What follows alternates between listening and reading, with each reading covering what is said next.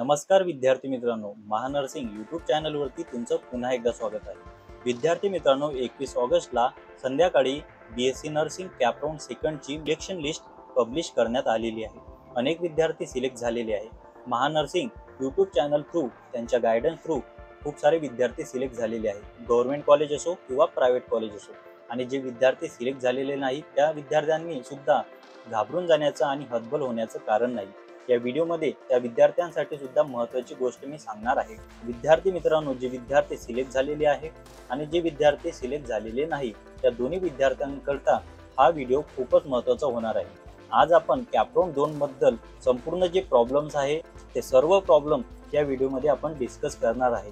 हा व्हिडिओ खूप मोठा होणार आहे, तर नक्की हा व्हिडिओ शेवटपर्यंत बघा, कारण व्हिडिओच्या शेवटी असो किंवा मध्यभागी असो सर्व पॉइंट आपण एक स्टेप बाय स्टेप आपण डिस्कस करणार आहे.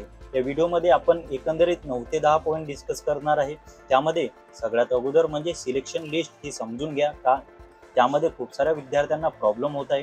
त्यानंतर आहे काही विद्यार्थ्यांचे सगळ्यात महत्त्वाची गोष्ट म्हणजे तर यादीमध्ये नावच आलेले नाही, तर अशा विद्यार्थ्यांनी काय करावे, कॅपराउंड 2 ची एकंदरीत प्रवेश परीक्षा काय आहे आणि ती कशी करण्यात येते, विद्यार्थ्यांकडे कोणकोणत्या गोष्टी असायला पाहिजे, DD म्हणजे काय, गव्हर्नमेंट कॉलेजची फी किती असते, ट्युशन फी, डेव्हलपमेंट फी म्हणजे काय, प्रवेश रद्द कसा केला जातो, बेटरमेंटची प्रोसेस काय आहे आणि तुमचा एकंदरीत प्रवेश रद्द होऊ नये यासाठी तुम्ही काय गोष्टी करायला पाहिजे. आणि शेवटी विद्यार्थी मित्रांनो, जर तुम्हाला बेटरमेंट करणे आहे किंवा एखाद्या वेळी तुमचं कॉलेज लागलेलं नाही, चॉईस इज नॉट अवेलेबल असेल, तर कॅपराउंडची 3ची प्रोसेस काय आहे, पात्र विद्यार्थी आणि अपात्र विद्यार्थी कोणकोणते आहेत याबद्दल सविस्तर माहिती या व्हिडिओमध्ये आपण जाणून घेणार आहे. तर विद्यार्थी मित्रांनो, व्हिडिओ सुरू करूया.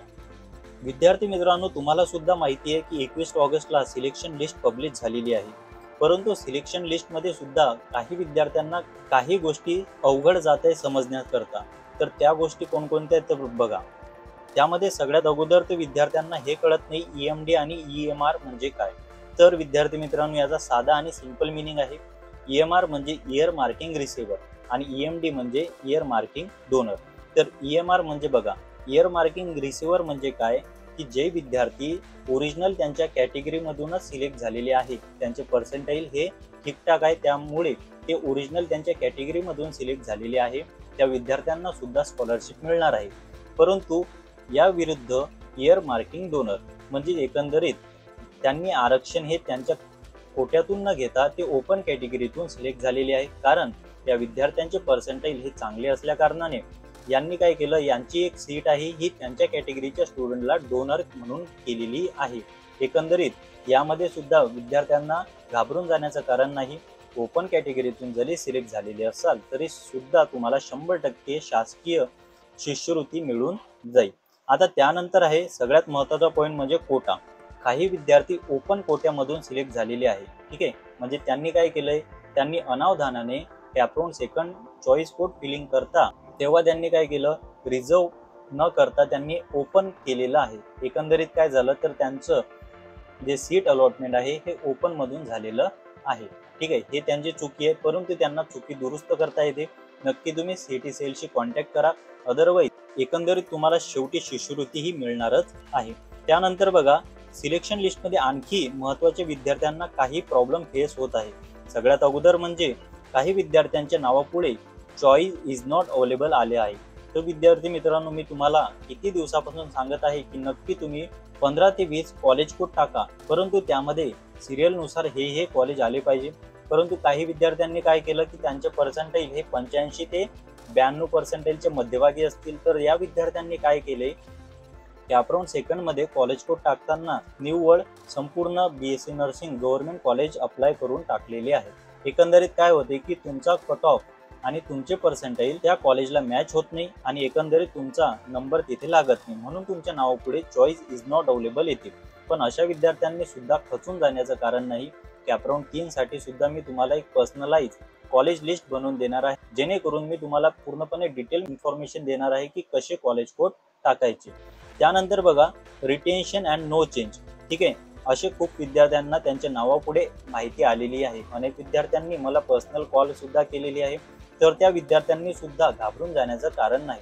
नो चेंज म्हणजे काय की एकंदरीत एखाद्या विद्यार्थ्याला GMC जळगाव GMC नांदेड अशी जर कॉलेज लागलेली पहिल्या राऊंडमध्ये असतील तर नक्की त्यांनी काय केलं, सेकंड राऊंडला फॉर्म फिलअप केला, परंतु त्यांना कोणतेही कॉलेज लागलं नाही, म्हणून त्यांच्या नावापुढे कॅप 1चं जे कॉलेज आहे तेच लिहून आलेलं आहे. आता रिटेन्शन म्हणजे काय, तर त्या विद्यार्थ्यांनी कॅप 1 मध्ये बेटरमेंट केलेलं होतं आणि त्यांनी काय केलं, रिटेन्शन केलेलं आहे. आता त्यानंतर महत्त्वाचा प्रश्न येतो की काही विद्यार्थ्यांना कॉलेज लागलेच नाही, ठीक आहे, त्यांचे नाव MS नर्सिंग CETच्या कॅप राऊंड सेकंड सिलेक्शन यादीत आलेच नाही, तर अशा विद्यार्थ्यांनी सुद्धा घाबरू नका. As soon as possible MS nursing CET counselling टीमशी कॉन्टॅक्ट करा. अदरवाईज त्यांच्या टोल फ्री नंबरवरती कॉन्टॅक्ट करा, त्यांना कंप्लेंट करा. ॲज सून ॲज पॉसिबल नवीन लिस्ट ते पब्लिश करून देतील, और तुमचे जे समस्या असतील किंवा तुमच्या ज्या चुका असतील ते तुम्हाला समजून सांगतील, कारण हेच शेवटचा पर्याय आहे विद्यार्थी मित्रांनो. याच्याशिवाय या व्यतिरिक्त कोणताही पर्याय नाही की तुमचे नाव आले नाही तर तुम्हाला याच गोष्टी फॉलो कराव्या लागतील. आता विद्यार्थी मित्रांनो, सिलेक्शन यादी आपण संपूर्ण समजून घेतलेली आहे. आता यानंतर महत्त्वाच्या टप्प्यावरती जाऊया. ज्या विद्यार्थ्यांना नंबर लागलेला आहे आणि त्यांना प्रवेश करणं आहे, तर त्या विद्यार्थ्यांना प्रवेश प्रक्रिया कशी असणार आहे ही संपूर्ण माहिती आपण या व्हिडिओमध्ये आता समजून घेऊया. बघा, पायरी दुसरी, ॲडमिशन प्रोसेस. एकंदरीत जर तुम्हाला एखादं कॉलेज आवडलं असेल, उदाहरणार्थ तुम्हाला गव्हर्नमेंट कॉलेज मिळालं असेल किंवा एखादं नवीन प्रायव्हेट कॉलेज मिळालं असेल, तर अशा विद्यार्थ्यांनी काय करावे, ठीक आहे. अशा विद्यार्थ्यांनी प्रवेश प्रक्रिया करत असताना सगळ्यात अगोदर तर तुम्हाला त्या कॉलेजचा पत्ता बघणे आहे, त्या कॉलेजची लोकेशन बघणे आहे. त्यानंतर ते अलॉटेड कॉलेज कसं आहे, त्यामध्ये हॉस्टेल सुविधा आहे का, शिष्यवृत्ती प्रॉपर मिळते का, रेग्युलर क्लासेस होतात का, स्वतःची बिल्डिंग त्या कॉलेजला आहे का नाही, याबद्दल संपूर्ण माहिती तुम्ही त्या कॉलेजबद्दल माहिती करून घ्या. ऑनलाईन माहिती करून घ्या किंवा इतर कोणत्याही नातेवाईकांना किंवा इतर व्यक्तींना माहिती विचारून घ्या. आता त्यानंतर जर तुम्हाला ते कॉलेज कन्फर्म करणं असेल तर नंतर काय करा, त्या कॉलेजला व्हिजिट करा किंवा त्या कॉलेजला कॉल करा, ठीक आहे. आता कॉल का करायचा आहे बघा विद्यार्थी मित्रांनो, तुम्हाला माहीत पाहिजे की MS nursing CET through admission, physical joining असो किंवा स्टेटस रिटेन्शन फॉर्म असो, याची जी तारीख आहे ती 29 ऑगस्ट आहे आणि 27 ऑगस्ट हा सुट्टी धरून सुद्धा तुम्हाला त्या कॉलेजला ॲज सून ॲज पॉसिबल जाणे आहे. त्यानंतर बघा, जेव्हा तुम्ही इन्फॉर्म करसाल तेव्हा त्या कॉलेजवाल्यांना सांगा की आम्ही या तारखेला या वेळेला कॉलेजला येणार आहे, कारण एखाद्या वेळी काय होते की कॉलेजचे अधिकारी तिथं नसतात आणि एकंदरीत मग तुमचा टाइमपास होऊन जाईल. तर एकंदरीत कॉलेजला संपर्क करा आणि त्यानंतर त्यांना सांगा की आम्ही या वेळेला कॉलेजला हजर राहू प्रवेशासाठी. आता त्यानंतरच्या महत्त्वाची जी प्रोसेस आहे ती आपण डिस्कस करणार आहे, ठीक आहे. आता विद्यार्थी मित्रांनो, ज्या स्टुडंटला ॲडमिशन घेणे आहे एखाद्या कॉलेजला, तर पर्टिक्युलर स्टुडंटला काय काय गोष्टी स्वतःच्या बॅगमध्ये असणे गरजेचे आहे त्या सुद्धा तुम्ही लक्षात ठेवायला पाहिजे. बघा, सगळ्यात अगोदर कलेक्ट ऑल ओरिजिनल डॉक्युमेंट. त्यामध्ये विद्यार्थी मित्रांनो तुम्हाला स्क्रीनवरती शो होत असेल की ओरिजिनल डॉक्युमेंटमध्ये काय काय गोष्टी असायला पाहिजे, त्या सुद्धा मी तुमच्या समोर डिस्कस करणार आहे. त्यामध्ये ऑनलाईन डाउनलोड ॲप्लिकेशन फॉर्म असायला पाहिजे, copy of downloaded admit card असायला पाहिजे, एनी फोटो ID प्रूफ म्हणजे आधार कार्ड असो किंवा पॅन कार्ड असो. जर तुम्ही 18 वर्षाचे असाल तर ओके आणि नसाल तरी ओके, आधार कार्ड असणं तरी चालून जाईल. त्यानंतर आहे MS नर्सिंग CETचं रिझल्ट शीट असणं गरजेचे किंवा कॉपी असणं गरजेचे आहे. त्यानंतर येतात ओरिजिनल डॉक्युमेंट, वय, राष्ट्रीयत्व, अधिवास प्रमाणपत्र असणं गरजेचे आहे. त्यानंतर वयाचा दाखल्यासाठी 10वीचं बोर्ड सर्टिफिकेट असणं गरजेचे आहे. त्यानंतर येतात विद्यार्थी मित्रांनो तुमचे शैक्षणिक कागदपत्र, त्यामध्ये 10वीचे प्रमाणपत्र, 10वीची मार्कशीट, 10वीचं बोर्ड सर्टिफिकेट, 12वीची मार्कशीट आणि 12वीचं बोर्ड सर्टिफिकेट. आता 12वीचं बोर्ड सर्टिफिकेट विद्यार्थी मित्रांनो तुमच्याकडे आलेलं नसेल तरी सुद्धा घाबरून जाण्याचं कारण नाही. जेव्हा तुम्ही प्रवेश हा कन्फर्म करसाल ॲज सून ॲज पॉसिबल कॉलेजला ते सबमिट करून द्यायचं. त्यानंतर आहे विद्यार्थी मित्रांनो मेडिकल फिटनेस सर्टिफिकेट. हे सुद्धा आपण व्हिडिओच्या पुढे डिस्कस करणार आहे की हे कशा फॉर्मॅटमध्ये असायला हवं आणि कोणत्या अधिकाऱ्यांकडून तुम्ही साईन घ्यायला हवी. त्यानंतर आहे विद्यार्थी मित्रांनो, जर तुम्ही रिझर्वेशनचा फायदा घेत असाल, SC ST किंवा इतर रिझर्व कॅटेगरीचे स्टुडंट असाल, तर तुमच्याकडे caste certificate, caste validity, non creamy layer for the VJ आणि NT आणि OBC प्रवर्ग, SBC प्रवर्ग. त्यानंतर आहे EWS कॅन्डिडेटसाठी EWS सर्टिफिकेट आणि जे स्पेशल रिझर्वेशन आहे, उदाहरणार्थ अपंग किंवा अनाथ विद्यार्थ्यांकरता त्यांचे जे सर्टिफिकेट आहे हे त्यांच्याकडे असणे गरजेचे आहे. तर एकंदरीत विद्यार्थी मित्रांनो जे ओरिजिनल डॉक्युमेंट आहे हे तुमच्या सोबत असणे गरजेचे आहे. हे सगळे डॉक्युमेंट त्यामध्ये स्टेटस रिटेन्शन फॉर्म जरी तुमच्याकडे नसला तरी सुद्धा ते कॉलेज तुम्हाला तिथे प्रोव्हाइड करून देईल. त्यानंतर आहे विद्यार्थी मित्रांनो, keep 4 set of Xerox copy of all original document. जे पण ओरिजिनल डॉक्युमेंट मी आता तुम्हाला सांगितलेले आहे त्या सगळ्या डॉक्युमेंटच्या 4 झेरॉक्स कॉपी तुमच्याकडे असणे गरजेचे आहे. काही कॉलेज 4 घेतात, काही कॉलेज 2 घेतात, काही कॉलेज 1 सुद्धा घेते. एकंदरीत 4 हे शिल्लक असणे गरजेचे आहे. पुढे सुद्धा तुमच्याकडे काम येऊन जातील. त्यानंतर आहे 10 ते 20 रुपयाचं बटरफ्लाय बटन फोल्डर तुमच्याकडे असणे गरजेचे आहे. खूप काही कॉलेज आहे की ते स्वतःहून तुम्हाला सांगतील की बाहेरून घेऊन या किंवा स्वतःच तुम्ही गावाकडून ते बटन फोल्डर घेऊन जा, कारण त्यामध्ये तुमचे 4 वर्षाचे जे डॉक्युमेंट आहे हे सेफ राहतील. ठीक आहे. एकंदरीत कॉलेज हे तुमच्याकडूनच ते गोष्टी घेत असतील. त्यानंतर आहे कॅटेगरी वाईज डीडी चेक. ठीक आहे. तुम्ही SC कॅटेगरी असो किंवा ओपन असो किंवा OBC असो, त्या सगळ्या प्रवर्गाचे विद्यार्थ्यांना तुम्हाला जे कॉलेजने सांगितलेला डीडी आहे तो डीडी कॉलेजला न्यावा. ठीक आहे. त्यानंतर आहे अलॉटमेंट लेटर. अलॉटमेंट लेटर कसं डाउनलोड करायचं ते सुद्धा मी पुढे डिस्कस करणार आहे. एकंदरीत अलॉटमेंट लेटर सुद्धा स्टुडंटच्या बॅगमध्ये असायला हवं. ह्या ज्या गोष्टी आहे विद्यार्थी मित्रांनो त्या स्टुडंटकडे असणे गरजेचे आहे. आता यानंतरची महत्त्वाची गोष्ट म्हणजे की विद्यार्थ्यांना प्रश्न पडतो की डीडी म्हणजे काय. ठीक आहे. खूप साऱ्या विद्यार्थ्यांना हा प्रश्न आता पण सॉल्व्ह झालेला नाही. मी हा प्रश्न खूप वेळा सॉल्व्ह करून दिलेला आहे, तरी सुद्धा कॅपराउंड सेकंडसाठी आपण ओव्हरलुक करून घेऊया. बघा, डीडी म्हणजे काय तर एक डिमांड ड्राफ्ट किंवा एक चेक असतो. कॉलेज ज्या नावाने तुम्हाला जो सांगेल त्या नावाने तुम्हाला तो डीडी बनवावा लागतो. एकतर कॉलेजचं नाव असेल किंवा त्या कॉलेजच्या पतसंस्थेचं नाव असेल.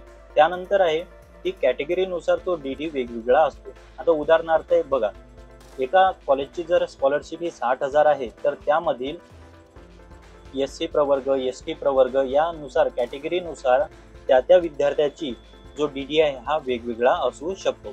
आता उदाहरणार्थ जर आपण 60,000 स्कॉलरशिप एका कॉलेजची पकडली तर SC कॅटेगरीला 5 ते 6,000 पर्यंत तो डीडी असतो. तर डीडी मध्ये एकंदरीत काय असते तर विद्यार्थी मित्रांनो, डीडी मध्ये ते जी फी आहे ती डेव्हलपमेंटल फी असते. ठीक आहे.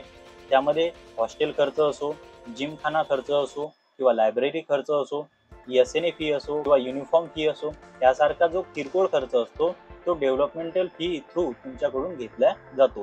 ते शासन तुम्हाला परत सुद्धा करते.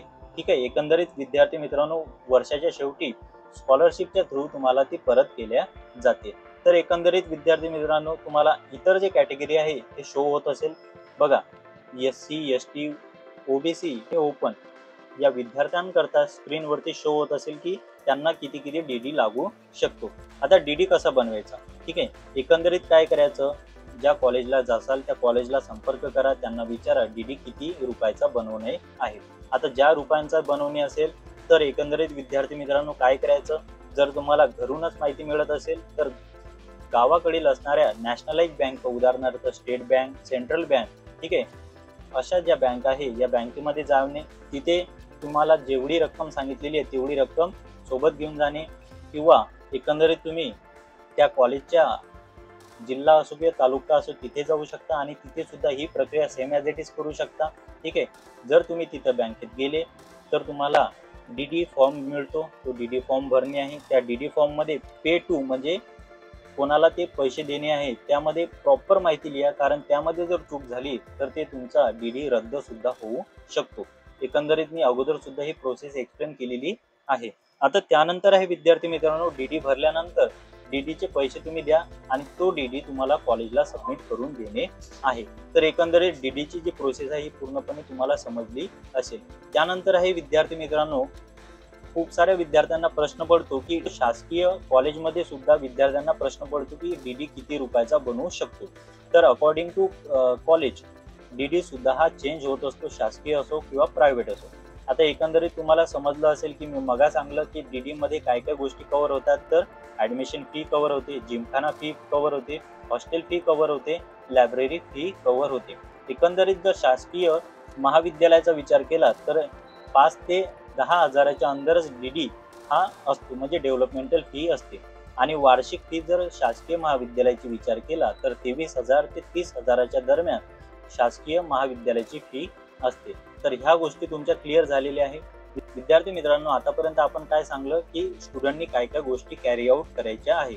आता त्यानंतर आहे विद्यार्थी मित्रांनो, विद्यार्थ्यांनी एक महत्त्वाची गोष्ट कॅरी आउट करायची होती की जे म्हणजे मेडिकल फिटनेस सर्टिफिकेट. मी तुम्हाला सांगलं होतं की कोणत्या अधिकाऱ्याकडून तुम्हाला हे घेणे आहे आणि कसा फॉर्मॅट असायला हवा. बघा, तुम्हाला जर फॉर्मॅट हवा असेल तर नक्की तुम्ही डिस्क्रिप्शन बॉक्समध्ये असणाऱ्या व्हॉट्सअप चॅनल लिंकशी जॉईन व्हा. तेथे तुम्ही जॉईन झाल्यानंतर तुम्हाला त्या ग्रुपला ते मेडिकल फिटनेस सर्टिफिकेटचा फॉर्मॅट मिळून जाईल.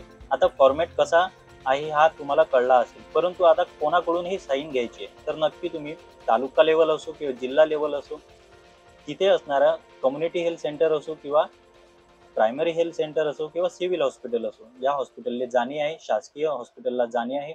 या फॉर्मॅटनुसार तुम्हाला 10 रुपयाची चिठ्ठी काढून मेडिकल फिटनेस सर्टिफिकेट डॉक्टरांकडून भरून घेणे आहे. तर डॉक्टर काय करेल, तुमचं वजन, उंची किंवा शुगर टेस्ट वगैरे करून तुम्ही मेडिकली फिट आहे का नाही याची चाचपणी करेल आणि ते झाल्यानंतर त्या डॉक्टरचा जो मेडिकल सिग्नेचर आहे, रजिस्ट्रेशन नंबर आहे आणि सील आहे हे तुम्हाला इथं ऑथराइज पर्सनच्या जागी मेडिकल प्रॅक्टिशनरच्या जागी लिहू येईल. तर एकंदरीत विद्यार्थी मित्रांनो, जी मेडिकल फिटनेस सर्टिफिकेट आहे हे अशा प्रकारे केल्या जाते. एकंदरीत त्याचा वेळ हा 1 किंवा 2 तासामध्ये तुम्हाला सरकारी दवाखान्यांमधून एक सर्टिफिकेट प्रॉपरली मिळून जाईल. आता यानंतरचा विद्यार्थी मित्रांनो, पायरी 4थी म्हणजे what college do during admission. प्रवेश करताना कॉलेज कोणकोणत्या गोष्टी करत असते. एकंदरीत विद्यार्थी मित्रांनो, जर तुम्ही ऍडमिशन कन्फर्म करायचं असेल तर कॉलेज या पुढची प्रोसिजर पूर्ण करत असते. सगळ्यात अगोदर कॉलेज तुम्हाला विचारते की तुम्हाला ऍडमिशन कन्फर्म करायचे आहे का नाही. जर हो असेल तर पुढची प्रोसेस ही कॉलेज करत असते. आता नाही असेल तर ते सुद्धा प्रोसेस आपण पुढे डिस्कस करणार आहे. बघा, जर हो असेल तर कॉलेज काय करते बघा, सगळ्यात अगोदर कॉलेज स्वतःचं लॉग इन पॅनल ओपन करते MS नर्सिंग CET थ्रू. ठीक आहे, ओपन केल्यानंतर कागदपत्र चाचणी केले जाणार. तुमचे जे ओरिजिनल डॉक्युमेंट आहे ते क्रॉस व्हेरीफाय केल्या जातात. त्यामध्ये काही चुका आढळतात का, काही क्वेरी आढळतात का, असेल तर ते मेन्शन केले जाणार. त्यानंतर आहे झेरॉक्स सेट घेतल्या जाणार. तुमच्याकडे असणारे जे 4 झेरॉक्स सेट आहे तुमच्याकडून घेतल्या जाणार. त्यामध्ये 2 किंवा 3 ओरिजिनल पासपोर्ट साईज फोटो सुद्धा तुमच्याकडून घेतले जाणार. यामध्ये मी मेन्शन केलेलं नाही, परंतु ते सुद्धा तुम्हाला घेणे सोबत आहे. त्यानंतर आहे विद्यार्थी मित्रांनो, DD सुद्धा तुमच्याकडून घेतल्या जाणार आहे. ठीक आहे, आणि इतर फी सुद्धा तुमच्याकडे घेतल्या जाणार आहे लागू असेल तर. ठीक आहे, जर लागू असेल तरच ती फी सबमिट करा, कारण जर तुम्हाला ऍडमिशन कन्फर्म करणं असेल तर तुम्ही फी सबमिट करू शकता आणि बेटरमेंट करणं असेल तर फक्त तुम्ही DD द्या, अन्यथा एकही गोष्ट रिकामी तुम्ही देऊ नका. त्यानंतर आहे कॉलेज काय करते, त्यानंतर स्टेटस रिटेन्शन फॉर्म भरून घेते. ठीक आहे, आता स्टेटस रिटेन्शन फॉर्म कसा असतो हे सुद्धा आपण डिस्कस करणार आहे. तर ह्या ज्या प्रोसेस आहे विद्यार्थी मित्रांनो, ह्या प्रोसेस कॉलेज ड्युरिंग ऍडमिशन करत असते. त्यानंतर आहे विद्यार्थी मित्रांनो, आता आपण डिस्कस करणार आहे स्टेटस रिटेन्शन फॉर्म म्हणजे काय. स्टेटस रिटेन्शन फॉर्म म्हणजे एक असा डॉक्युमेंट आहे की जेव्हा एखादा विद्यार्थी कॉलेजमध्ये ऍडमिशन पक्क करायला जातो तेव्हा कॉलेज त्यांच्याकडून स्टेटस रिटेन्शन फॉर्म भरून घेतो. त्यामध्ये कॅन्डिडेट नेम असो, कॅटेगरी असो, SML number, MS nursing CET roll number, pin code असो किंवा फोन नंबर असो. त्यानंतर आहे विद्यार्थी मित्रांनो सिग्नेचर ऑफ कॅन्डिडेट. ठीक आहे, to be written by the college. ठीक आहे, यानंतर ज्या बेसिक फॅसिलिटी आहे, signature of dean, principal, signature of parent, guardian, या ज्या बेसिक डिटेल्स आहे हे कॉलेज फिल करून घेते विद्यार्थ्यांकडून किंवा स्वतः सुद्धा फिल करून घेते. आता हा फॉर्म फिलअप झाल्यानंतर एकंदरीत कॉलेज काय करते, सर्व क्लिअर झालं असेल तर जॉईनिंग करून घेते, स्टेटस रिटेन्शन फॉर्म भरून घेते. आता तुम्हाला मी सांगलं की अगोदर की कॉलेज काय करते, स्वतःचं लॉग इन पॅनल ओपन करते. तर लॉग इन पॅनल ओपन केल्यानंतर जॉईनिंग स्टेटस एंट्रीवरती क्लिक करते. कॉलेज रजिस्ट्रेशन झालं की जॉईनिंग स्टेटस एंट्रीवरती क्लिक करून तुमच्या नावापुढे स्टेटस रिटेन्शन फॉर्म येस करून तुमचं जे पक्का ऍडमिशन हे 100% ते करून घेते. आता विद्यार्थी मित्रांनो, हे प्रोसेस झाली ऍडमिशन करण्याची. ठीक आहे, आता खूप साऱ्या विद्यार्थ्यांना ऍडमिशन कॅन्सलेशनची प्रक्रिया सुद्धा माहीत करून घेणे आहे. खूप सारे विद्यार्थी गोंधळून जातात की ऍडमिशन कन्फर्मेशन तर आम्हाला कळलेली आहे, बेटरमेंट बी आम्हाला एकदा कळून जाते, परंतु कॅन्सलेशनसाठी आम्ही काय करा. ठीक आहे, तर विद्यार्थी मित्रांनो, या विद्यार्थ्यांना सुद्धा घाबरून जाण्याचं कारण नाही. महानर्सिंग YouTube चॅनल तुम्हाला डिस्क्रिप्टिव्ह माहिती प्रत्येक व्हिडिओ मध्ये देत असते. ही माहिती अचूक असते आणि आम्ही सुद्धा 2 किंवा 3 कॉलेजला विचारूनच ही माहिती काढत असतो.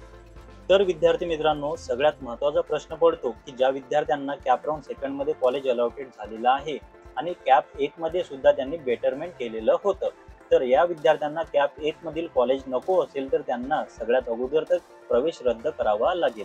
तर अशा विद्यार्थ्यांनी सगळ्यात अगोदर काय करावं? ॲज सून ॲज पॉसिबल कॉलेजमध्ये जा. प्रवेश कॅन्सल करणे आहे हे विचारा. प्रस्तुत जे अधिकारी असतील, ॲडमिशन इन्चार्ज असतील, त्यांना ही माहिती विचारा. त्यानंतर विद्यार्थी मित्रांनो, कॅन्सलेशनचा जो अर्ज असतो कॉलेज तुमच्याकडून घेत असतो. कॉलेज तुम्हाला तो अर्ज प्रोव्हाइड करेल. तो कॅन्सलेशनचा जो अर्ज आहे तो अर्ज भरा. त्यानंतर तुमची जी कॅन्सलेशनची प्रोसेस ही स्टार्ट होऊन जाईल. आता कॅन्सलेशनचा अर्ज पूर्णपणे भरल्यानंतर सगळे ओरिजिनल कागदपत्र कॉलेजकडून घ्या. ॲज वेल ॲज जे झेरॉक्स कॉपी सुद्धा तुम्ही दिलेली आहे ते सुद्धा तुम्ही कॉलेजकडून मागवू शकता. त्यानंतर विद्यार्थी मित्रांनो, जो एकंदरीत एक्स्ट्रा फी आणि डीडी तुम्ही दिलेला असेल तो सुद्धा तुम्ही परत घेऊन घ्या. त्यामध्ये तुम्हाला सगळ्यात महत्त्वाची नोट म्हणजे की जे 1,500 रुपये आहे, जेव्हा तुम्ही बेटरमेंट केलेलं असाल तेव्हा तुम्हाला एक 1,500चा एक वेगळा डीडी तुम्हाला द्यावा लागेला असेल, तर तो 1,500चा जो डीडी आहे विद्यार्थी मित्रांनो, तो तुम्हाला परत मिळणार नाही. ते तुमची एकंदरीत कॅन्सलेशन फी आहे हे समजून घ्यावी. त्यानंतर आहे सर्व क्लिअर झाल्यानंतर डॉक्युमेंट आणि कॅन्सलेशन अर्ज परत घेऊन तुम्ही तुमच्या गावी परत जाऊ शकता. तर एकंदरीत विद्यार्थी मित्रांनो, ॲडमिशन कॅन्सलेशनची ही पूर्ण प्रोसेस होती. आता खूप साऱ्या विद्यार्थ्यांना हा प्रश्न पडलेला आहे की कॅप राऊंड सेकंडमध्ये त्या विद्यार्थ्यांना चांगलं कॉलेज लागलेलं आहे, परंतु त्यांना अशी इच्छा आहे की कॅप राऊंड 3 मध्ये त्यांना शासकीय कॉलेज मिळावं, यासाठी ते बेटरमेंट करण्याची त्यांची इच्छा आहे. तर अशा विद्यार्थ्यांसाठी सगळ्यात महत्त्वाची गोष्ट म्हणजे ॲडमिशन बेटरमेंट प्रक्रिया. ठीक आहे, एकंदरीत ही प्रक्रिया केव्हा होते आणि कशी होते हे सुद्धा आपण डिटेलमध्ये समजून घेऊया. त्यामध्ये सुद्धा एक नोट आहे. नोट म्हणजे एक महत्त्वाची गोष्ट तुम्हाला ध्यानात ठेवणं आहे. जर कॅप 1 मध्ये कॉलेज बेटरमेंट केलं असेल तर अगोदर त्या कॉलेजमध्ये जाऊन प्रवेश रद्द करावा लागेल. त्यामध्ये डीडी कागदपत्र परत घ्या आणि 1,500 रुपये तुम्हाला परत मिळणार नाही. हे आताच आपण डिस्कस केलेलं आहे. आता आपण बेटरमेंट प्रोसेस कशी होते हे सुद्धा समजून घेऊया. आता एकंदरीत बेटरमेंट म्हणजे काय हे सुद्धा समजून घेऊया. बघा, एखाद्या विद्यार्थ्याला कॅप राऊंड 3 मध्ये खेळणं असेल आणि कॅप राऊंड 2 मध्ये त्याला कॉलेज लागलेलं आहे, तर त्या विद्यार्थ्याला बेटरमेंट करावं लागते. ठीक आहे, मग तेव्हाच त्याला कॅप राऊंड 3 मध्ये तो खेळू शकतो. तर प्रोसेस बघा, सगळ्यात अगोदर तुम्हाला कॉलेजमध्ये जावं लागेल. प्रवेश बेटरमेंट करणं आहे हे तुम्हाला प्रस्तुत जे अधिकारी असतील, ॲडमिशन इन्चार्ज असतील, त्यांना सांगणे आहे. तेव्हा सगळे ओरिजिनल डॉक्युमेंट तुम्हाला त्या कॉलेज प्रोव्हाइड करावे लागतील, त्या कॉलेजला सबमिट करावे लागतील, जे मी आता अगोदर तुम्हाला सांगितलेलं होतं की कोणकोणते ओरिजिनल डॉक्युमेंट आहे. त्यानंतर विद्यार्थी मित्रांनो, जो डीडी कॉलेजने सांगितलेला होता किंवा असेल तो तुम्हाला कॉलेजला सबमिट करणे आहे. ठीक आहे, त्यामध्ये 1,500चा वेगळा डीडी सुद्धा तुम्हाला सबमिट करणे आहे, जो पुढे चालून जर तुम्ही ॲडमिशन कॅन्सल केलं तर तो तुम्हाला मिळणार नाही. त्यानंतर विद्यार्थी मित्रांनो, सगळं क्लिअर झालं की तेव्हा कॉलेज काय करते, स्वतःचं लॉग इन पॅनल ओपन करते.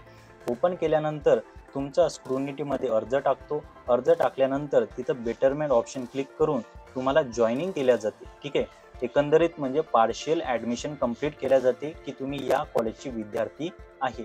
आता यानंतर तुम्हाला 1 किंवा 2 दिवसामध्ये किंवा लगेच तुम्हाला मेसेज येईल की तुमचं बेटरमेंट झालेलं आहे आणि तुम्ही कॅप राऊंड 3 साठी इलिजिबल आहात. तर एकंदरीत विद्यार्थी मित्रांनो, प्रवेश बेटरमेंट प्रक्रिया कशी आहे हे सुद्धा मी तुम्हाला सिंपल आणि सॉर्ट आउट लँग्वेजमध्ये सांगून दिलेलं आहे.